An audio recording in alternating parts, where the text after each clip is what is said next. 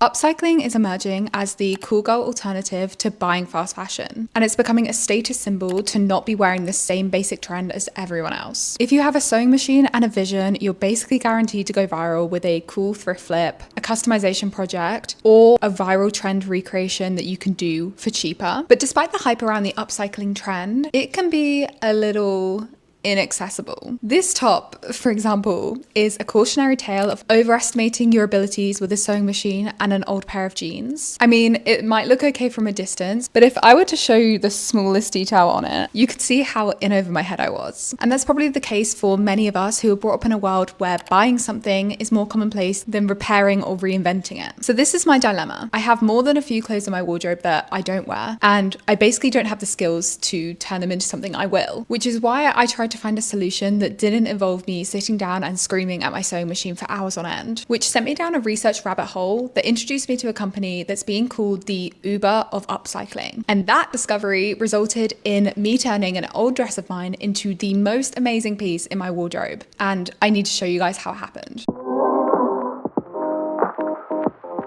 But before we unpack any of what I've just said, we need to do a brief introduction into upcycling. And before we even do that, we need to do a brief introduction to the channel. Because in case you're new here, hi, my name's Katie. I talk about sustainable fashion, often through the lens of popular trends, and basically try to tie these two things together in entertaining video essays. So if that sounds good to you, then make sure you're subscribed to the channel and you'll follow me on my other social medias.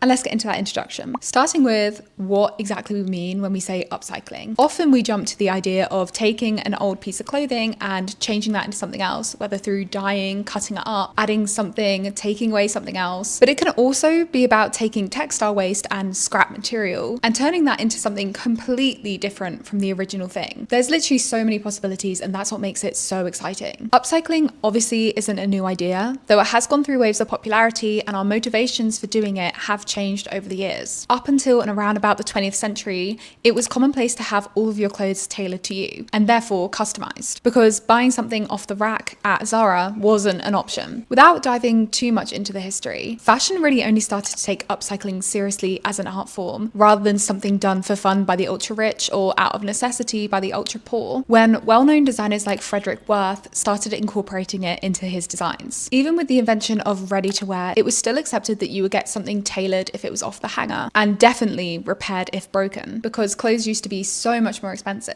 But as fast fashion and later social media came in and eroded our relationship with our clothing from something we cherish to something we buy and throw away without thinking, upcycling and mending skills were on the decline.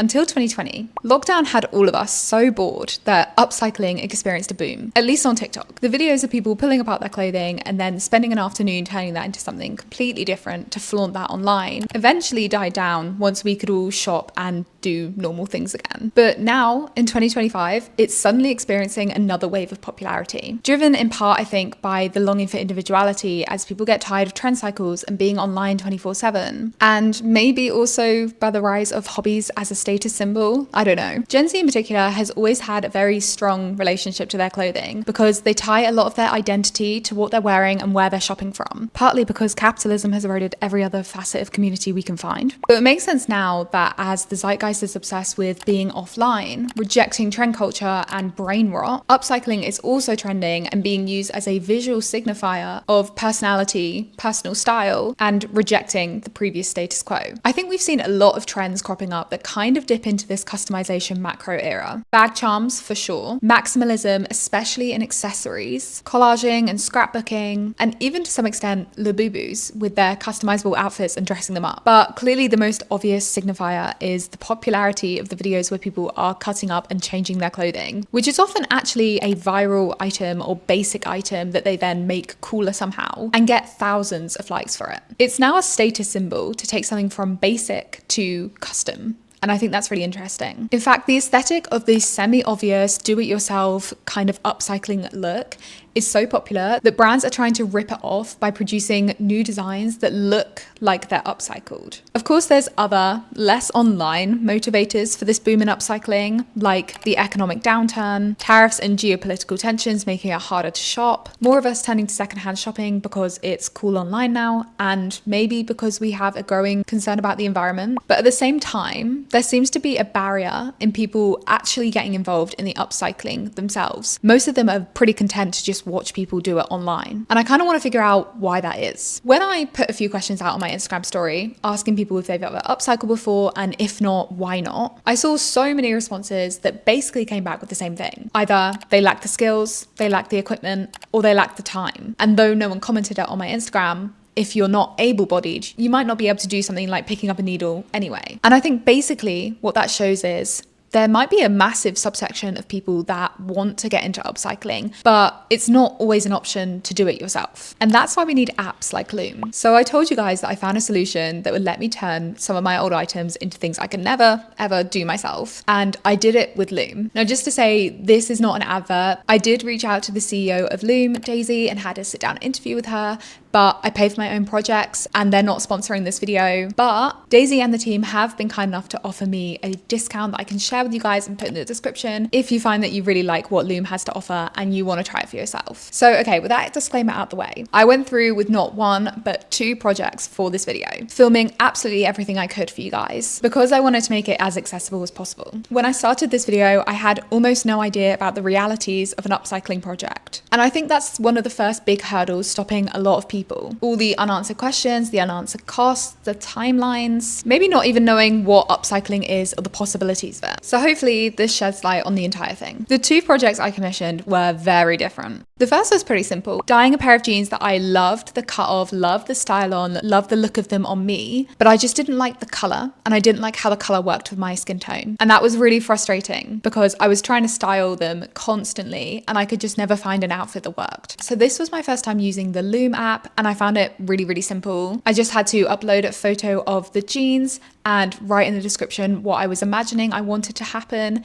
And then basically the app took all of that information and matched me up with the designer on their network that it thought could do the project. From there, I literally just booked in with the lovely Jen, paid her, and sent my jeans off for a couple of weeks. It was that simple. I got some footage back from Jen showing me the entire dyeing process, which is really cool to see. For someone super interested in sustainability, I've never really been able to take on a big upcycling project, only easy alterations. My Patreon subscribers will know I'm less than competent when it comes to sewing machine. And honestly, I have no idea where I would dye something in my flat if I wanted to do this project myself, because I don't have a bathtub. I have managed to borrow equipment for the little projects I've completed, but there's always been the worry with bigger projects that I would buy all of the materials I thought I needed, only to find out I didn't need half of them, or I'll be way out of my depth on a project and there'd be no turning back. And what I thought would be a cheap dye job turns into like a full-scale operation that I'm out of my depth for. So yeah, the idea of someone else taking this project on for me was amazing, especially because Jen said that dyeing brown is actually one of the hardest colors to do. And I just know it would have turned out so much worse. The cost of doing this via Loom was £44. Well worth it to me. And now I have a pair of well-fitting, well-cut jeans that suit my needs much better for maybe half what it cost me to buy another pair of jeans of the same material and quality from another fashion brand. Plus, don't even get me started on the environmental impact of a new pair of jeans. Let's just say I'm glad I could rescue these and keep them being reworn. The dress, however, was a much bigger project. I desperately wanted to do something to make this old dress I had hanging in the back of my wardrobe wear again. It's sentimental, but the style really just was not my type, and I just wanted to turn it into something that I could wear more frequently. So when I met Yev, actually at the launch party for the Loom app, and saw her wearing this gorgeous corset that she said she designed herself, I knew that I wanted her to take on the project for me. And to be fair, I was willing to pay quite a lot to make this happen, because not only would it mean I get to hang on to this old dress and wear it more, but because it was going to be completely unique, fitted and styled for me, which is something I've never experienced before. I honestly wouldn't know the first place to start if it were me doing this project. In fact, I don't even think I could have come up with a design in the first place. And that's why working with upcycling designers and apps like Loom is so powerful in my opinion. It not only helps you transform your clothes into your wildest dreams, but it helps you come up with those dreams in the first place. Yev and I literally worked together for months doing fittings and choosing every last detail of this waistcoat from the thread to the buttons. The project itself might have fit inside a few weeks had I not been super busy at the time, but I think the outcome was well worth dragging myself across London for a couple of hours every few weeks. It's literally the most well-made thing in my wardrobe. You can feel the quality. And compared to the upcycling job I did myself, well, I think we can see the difference. This project was obviously significantly more expensive than just a simple dye job, and I know not everyone is going to want to pay this much, and that's obviously okay. But for me, the sentimental value of this dress, plus the fact I don't shop a lot of fashion, and when I do, I tend to invest in things that I want, made this the right choice for me. This is almost kind of showing the extreme when it comes to upcycling on the app, so I'm really excited to be able to show you guys. And if you want to see more about the waistcoat project and the mini interview I did with Yev talking about her work as a designer, then I'm going to be doing a mini video on it because it was so special. I do think it deserves its own moment, and that's going to be coming out soon, so make sure you're subscribed to the channel and you have notifications on so you don't miss it. But now we've seen what Loom can do, let's talk about why upcycling fixes so many issues in the fashion industry. We've gone over the biggest benefits of companies like Loom, like the fact it offers upcycling to people without a lot of time on their hands, without a lot of skill, or maybe without the accessibility that comes with bigger projects or even just sewing a needle for some people. But the one thing we haven't spoken about is that the convenience of an upcycling app can counter the convenience of fast fashion. We already know it's so much easier to buy something new rather than spending the time to repair it, and that kind of goes double when it comes to upcycling. It's not just sewing up a hole in a patchy sweater, but it's identifying a less obvious issue with why you don't like or aren't wearing an item of your clothing, thinking of a possible solution like dyeing it, cutting it, altering it in some way, figuring out how to do that thing yourself, and then all the costs and the time that comes with doing it. But upcycling via Loom, it's just as convenient as opening up a shopping app. And that's really important if we want upcycling to go mainstream. The process of upcycling on the app is so easy, you can literally compare it to booking an Uber somewhere. Except instead of drivers, it's connecting you to the designers that can help you turn your old clothing into that newness we crave so much, just without the environmental impact or the consumerism guilt. I've heard Loom called the Uber of repairs. What do you say to this? I actually haven't heard that, but I do love it. Yeah. It is like that marketplace, exactly like Uber, like you're posting that you need someone to help you with it.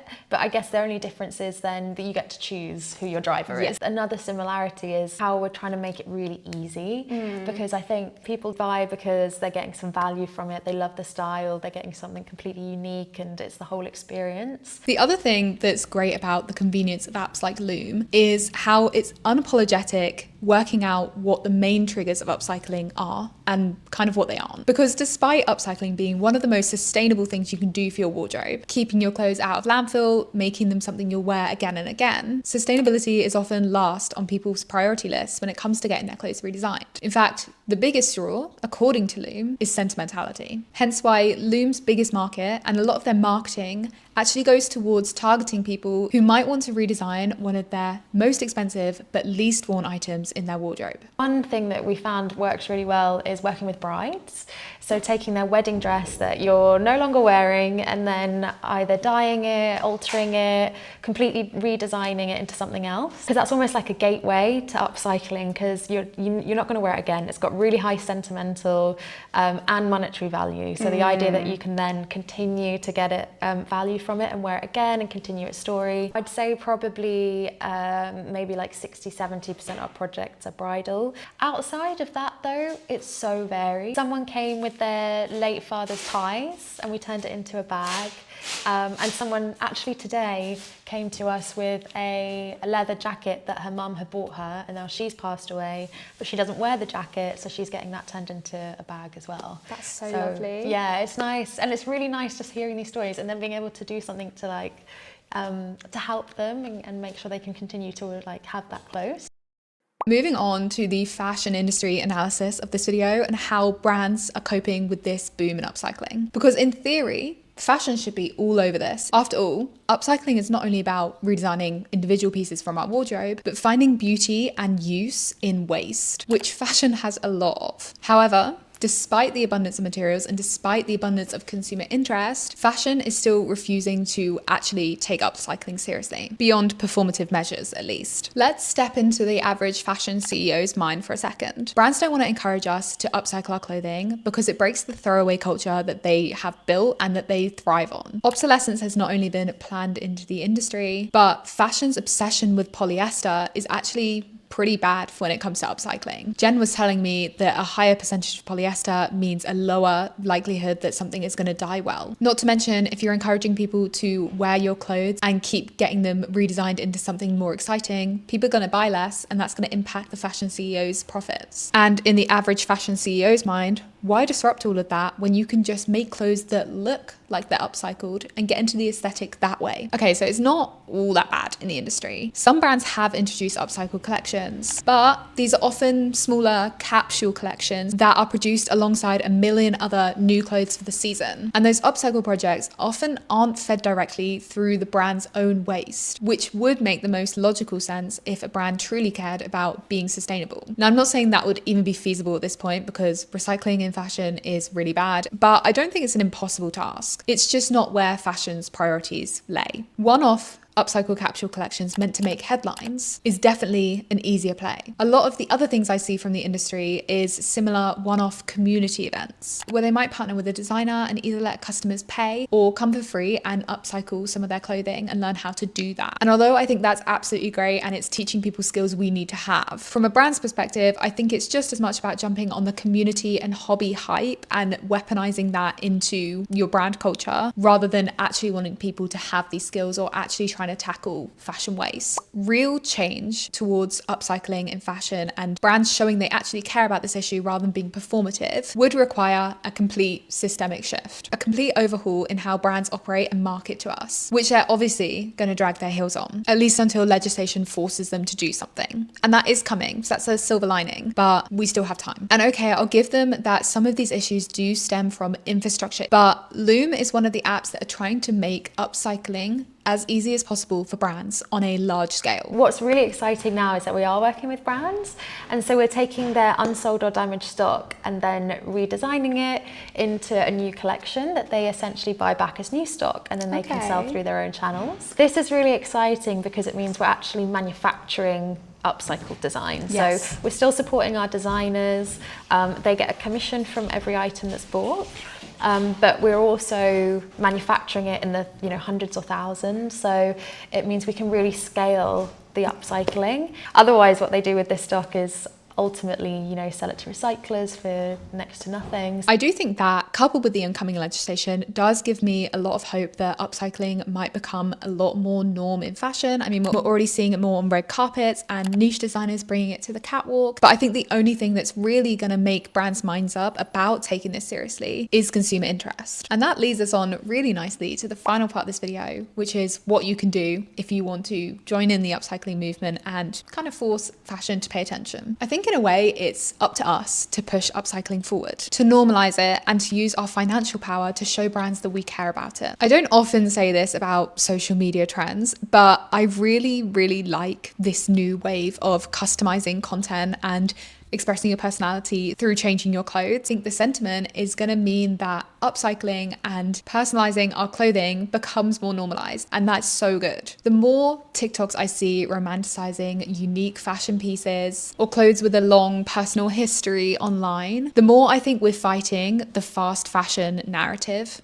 I think just bringing it back to the couple of projects I've done with upcycling, both on my own and with the Loom app, the main takeaway I got is that it's so much easier than I thought it would be, and I'm so ready to take on another project as soon as I feel like I want to do something. Even if I end up doing it myself and having a bit of a fail like this top, it's a fun challenge to try fix it. And this is going to be my next fixer-upper in my wardrobe. I'm going to be continuing to do that series on Patreon. So if you're interested in that kind of thing, definitely subscribe to me on there. But yeah, I hope this has encouraged you to give upcycling a try, whether that's at home, whether that's via the Loom app and you want to use that discount code that I'm going to put in the description for it. I think there's so many things you could do with it, and the result is unique fashion. So literally win-win. Okay, and with that, I feel like we've crammed everything we need to into this video. Thank you so much for the team at Loom and Daisy and Yev and Jen for working with me on my projects. And don't forget to listen to the full interview with Daisy on my Spotify and watch the mini video with Yev when it comes out about my waistcoat, because I think they're both super interesting conversations. Okay, thank you so much for watching. Have a lovely day, and I'll speak to you soon. Bye.